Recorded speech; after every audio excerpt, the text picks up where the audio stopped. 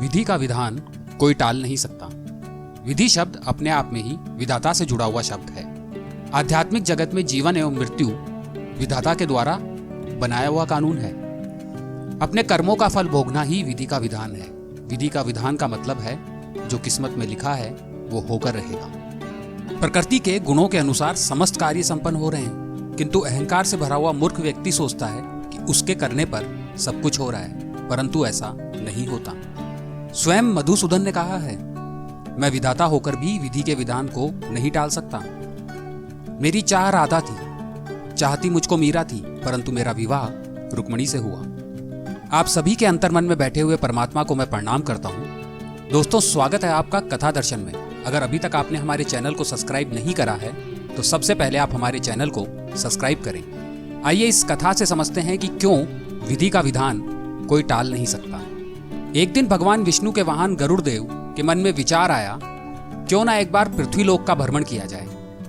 अपने भ्रमण के दौरान जब गरुड़ देव भगवान विष्णु के पाटलिपुत्र मंदिर पहुंचे तो उनकी नजर वहां चबूतरे पर बैठे थरथर कांपते हुए कबूतर पर पड़ी।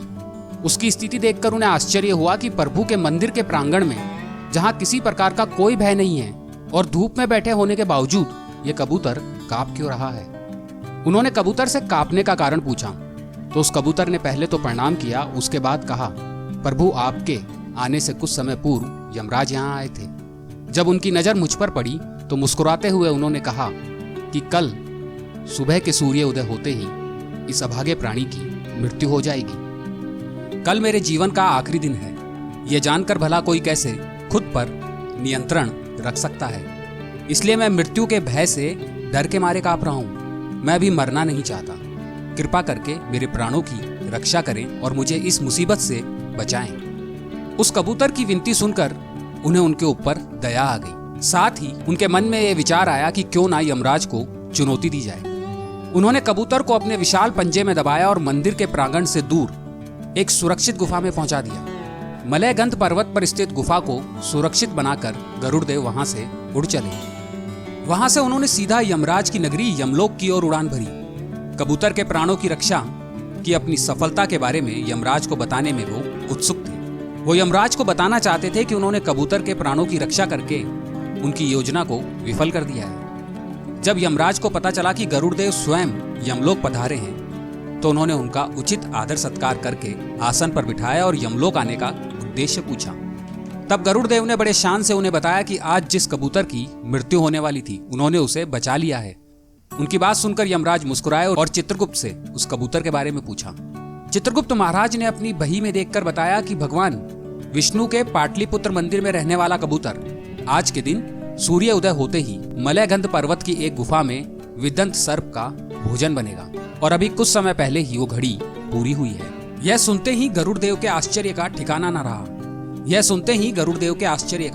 न रहा और वह सीधा उस गुफा में पहुंचे। वहां उन्होंने देखा कि सर्प ने उस कबूतर को खा लिया था। यह देखकर उन्हें बड़ा दुख हुआ कि कबूतर की रक्षा करने की बजाय वो खुद ही उसे मृत्यु के मुंह में पहुंचा आए थे। बैकुंठ लोक पहुंचकर गरुड़ देव दुखी मन से एकांत में बैठे थे। तब विष्णु भगवान ने उनकी व्यथा समझकर उन्हें समझाया, जन्म के समय ही मृत्यु निर्धारित हो जाती है और विधि का विधान कोई नहीं टाल सकता। इसलिए कृष्ण कहते हैं, करता तू वो है जो तू चाहता है, परंतु होता वो है जो मैं चाहता हूँ। कर तू वो जो मैं चाहता हूँ, फिर होगा वो जो तू चाहेगा। कोई फर्क नहीं पड़ता आपका शरीर कितना विशाल और मजबूत है, क्योंकि शमशान तक आप अपने आप नहीं जा सकते। कोई फर्क नहीं पड़ता आप कितने ही लंबे क्यों ना हो, मगर आप आने वाला कल नहीं देख सकते। अहंकार में अंधे होकर परम सत्ता को चुनौती नहीं देनी चाहिए, क्योंकि उसने जो हमारे लिए निर्धारित किया है वह होकर ही रहेगा। इसलिए बिना किसी घमंड और अहंकार के सदाचार के साथ हमें अपने कर्म करते रहने चाहिए। आपको ये कहानी अच्छी लगी तो आप इसे लाइक करें, अपने दोस्तों और परिवार के साथ शेयर कीजिए, कमेंट करके हमें बताइए। और हाँ, सबसे अंतिम और जरूरी बात, हमारे चैनल को अभी सब्सक्राइब करें।